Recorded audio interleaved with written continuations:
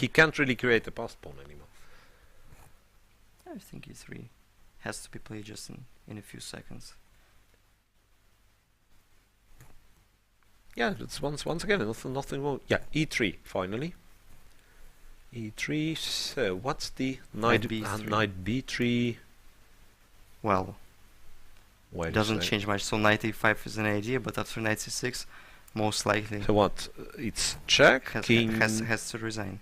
King d6, for example. Knight takes before attacking the bishop, and then bishop e7.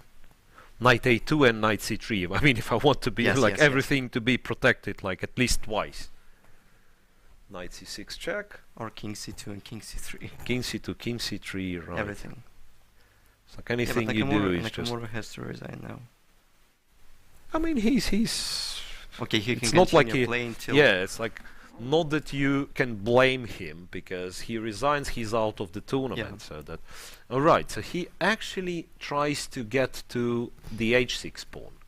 So knight takes, he'll play bishop b7, I suppose, and then... We'll try to play g5 and get the pawn on, the pawn on h6. But now the king is coming, yeah? So king c2, king c3. Yeah, maybe like... Well, knight c5 doesn't... a5. Doesn't cure at all. It's like too much to handle at the same time. You have to eliminate the h6 pawn or you're gonna lose. You have to stop the a pawn or you're gonna lose. I mean, so like black is 2 pawns down. Yeah, and still has some weaknesses. Yeah. So the final line is you will lose. I mean, no matter what, because you can't at the same time deal with all the problems. You can't at the same time deal with all the problems. Bishop e2, somewhat greedier approach, like let me take the other pawn, Alexander Grischuk says. No, that's not how chess works. Okay, well, bishop d5. Bishop d5. But everything. Yeah, it's like e4, knight d5, king c2. Whatever. I believe you just go king knight a5, okay. So you just go king c2, right? I don't know how to even trade the c pawn for a pawn, because c6 square is captured. Just simply king c2. c2. Yeah, well, let's say. What Hikaru does is perfectly understandable, as I said. That after all, if he resigns in this game, he's out, right, of the tournament. King d2, which is tiny bit more precise, I believe. The point being that after king f5, the e3 pawn is protected, right? So you can give a check, and in case of king e4, just I don't know, do something. The king is going to c3 anyway, so why not via d2, right? Fine, I guess. Next move, king c3. Okay, well, like king f5, you play g4. Yeah, king e4. I mean, so I can't say that knight b3 is a threat, but I think sort of. Yeah. Right. King f5. Well. Okay, well, everything. It's like anything should win, right? Yeah. King c3. It's harder to find a move that. Yeah, in fact, king c3 should be more than enough. King c3 and then to take on c4. Yeah, and Grischuk once again spends his time, but I know that's Hikaru's thinking. But I mean, Grischuk spent his time for like couple of last moves where it looks obvious, but that's the moment where you want to avoid like a. So our conclusion. I mean, about this game, which is most likely to end very soon, that probably knight c6. I mean, okay, once again recalling what has happened on the board, I think in this position, instead of rook d8, I'm sorry, yeah. Here, no.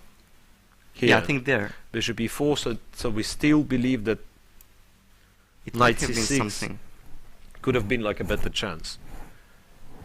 Okay, well, I didn't calculate knight b6 properly, but looks like it was an only opportunity for black there.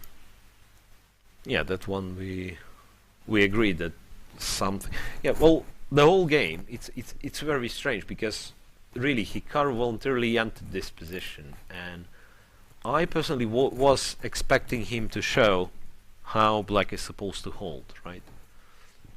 And it turned out that he didn't knew the answer. Well, so a5 check, no, check. Also check, king c4. Check on e4, king c4. So knight g3 will be taken.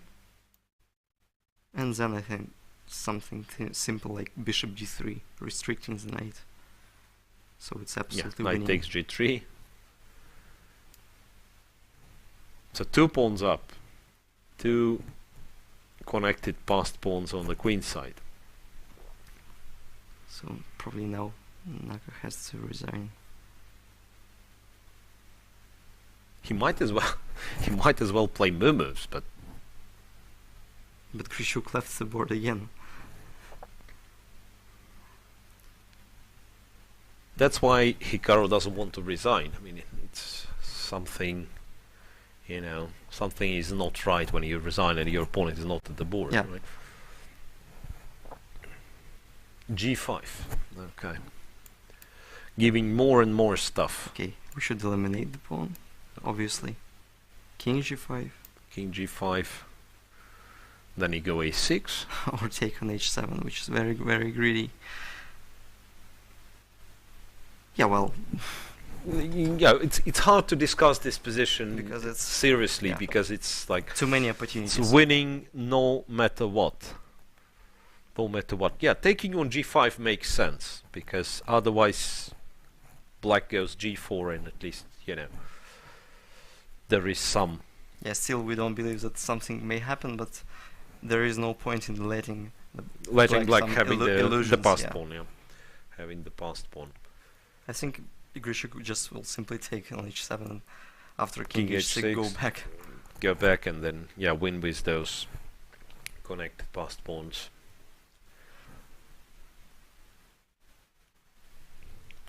So back to the board after g5. Well, you can probably play a6 if you like in this position. It's not that black's g-pawn, if he sacrifices the bishop, if his g-pawn is all that dangerous. Yeah, but yeah, let's see. f takes g5 is the most technical. Like perfect technique. Yeah, f takes g5 and Hikaru Nakamura resigns, which means Alexander Grischuk is the first finalist of Moscow Grand Prix 2019.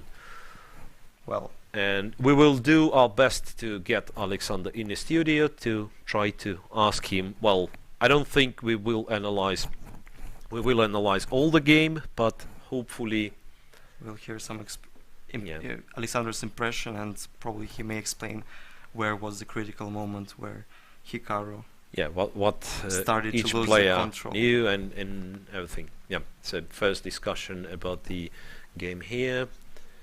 Yeah, well, I've got the confirmation that we're definitely gonna have an interview with Alexander on a press wall, but then there also are Russian colleagues, from Russian stream that are interested very much in Alexander's explanation, and hopefully, well, the thing is, we do have a live audience in Russian channels, so that's very likely that Alexander will be stolen by, so they kind of have a priority because of well, it's not a huge crowd, but there is a live audience in Russian channel. Yeah, so but we definitely till the end. Yeah, we definitely will have an interview with Alexander. So you can see that the analysis is still going on. So another victory for Grischuk. He's on +2 in classical chess, so I believe gets quite a bit of rating, right? +10 approximately, I think, because it's more or less the every same. match is like with similar rated opponent. So very likely that it will be some elo gains for him as well as for Wojtaszek, obviously, who is on +2 as well. No losses, but against like higher rated opponents. Right. So we are waiting for the confirmation, and meanwhile, let's mention that tomorrow we will have the tiebreak. We will have the tiebreak for Jan Nepomniachtchi and Radoslav Wojtaszek.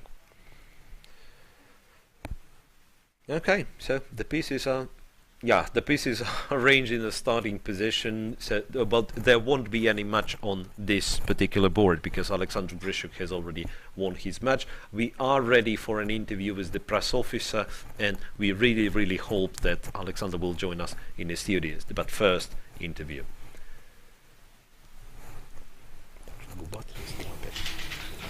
And we're in the press center with Alexander Grischuk and Hikaru Nakamura. Alexander won this game and qualified for the final. So what do you feel now after this exhausting game?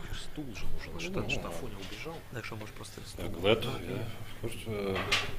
yeah, it was the opening I sort of expected and not expected, because on one hand Hikaru played it already like 6 times, but on the other hand I think it's a very difficult line for black.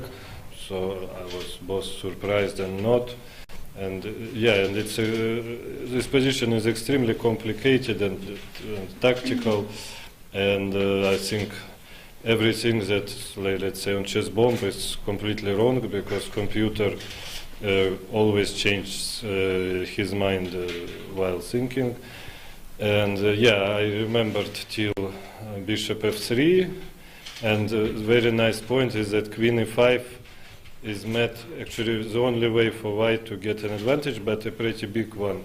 If bishop f3, queen e5, then knight g4, queen c7, queen b3, rook a7, and now the move which is absolutely impossible to find, bishop e4. And somehow knight e6 is a huge threat, and black is in trouble. Let's say after c5, knight take e6 wins. It's just unbelievable. It's hard to explain without the board, obviously. And then it's, but it's, I mean, you have to play good. If you play very good for with white, I think black can end up in trouble, but I'm not sure I managed to. The move knight b3, I didn't really like it. I really tried to make knight g4, queen g7, knight e5 work, and I calculated some, 15 moves line with knight e5, rook c7, now bishop f3, bishop f6, queen c5, bishop e5, fe5, knight d7, queen a5, bishop b7, now knight b5 is met with queen e5, so knight takes c6, bishop c6, rook c6, rook c6, bishop c6, queen e5, knight e5, and bishop b5, and white can be much better, but there is rook d2, and I mean, I was just like this boiler up. Even then I had to play knight b3, which, okay, I was not in love with, but I was not even sure if black just plays some move, like let's say c5, knight a5, bishop e2, queen e2, rook a5. I mean, of course I have enough compensation, but I was not sure if any more than that. And then, okay, I thought I'm always sort of pressing, I mean, then I tried this h6, like a typical move in mutual time trouble, like h6, like coffee house player. But and then just Hikaru made a huge blunder with this knight c4, and then it's just completely winning for it. Thank you very much. So, Hikaru, you agree that this was a crucial mistake in this game by you? No, I mean, the mistake was much earlier, I think, when I played this king h8 move, because the problem is I forgot about this bishop d3 idea, and so basically I went from thinking that I'm going to play f5 e5 to thinking that I'm basically worse after bishop d3. I mean, this was the big mistake that I made, playing this king h8 move, because I just forgot about bishop d3, and then I mean, I think it's still okay, but I mean, everything's going the wrong way. If anyone is pressing, it's white. I mean, whereas I think before it should be fine. Then Alexander, I think he definitely is better, but he missed one win for sure. I mean, I noticed when I played knight b6 that knight takes b6, queen b6, queen e4, this queen a5, queen d8, or queen a8, queen d8, queen a6 wins by one tempo. Because in the game I realized, I mean, much later after I'd blundered, that if I play this knight e5, queen c7, knight a c4. Now I can play knight c4, knight c4, bishop f8, and if queen e4, I trade take h6, and I bishop f8, c4, c3, and I'm in time by one tempo to hold the game. And then yeah, I mean bishop e5 was just a blunder because I miscalculated this whole knight c4 line. But I think even after bishop e5, knight c6, I think it's probably close to lost anyway. So I mean, just the whole bishop e5 and time pressure was just a very bad move, and you know it happens. Thank you very much. And Alexander, you are going to have 2 rest days, so are you going to watch the play of tomorrow? No, of course I would watch even if I didn't play this tournament. I just like watching such but events. Now it will be your rival, so who will be decided tomorrow? No, I mean, but I'm not going to watch because of this. So, and what's your next event, Hikaru? Probably, I think Grand Chess Tour in Zagreb, I think, or is it Riga? I don't know which one is first, but I think Grand Chess Tour and then another knockout in Latvia. So, yes. Thank you very much. Good luck to both of you. Thank you.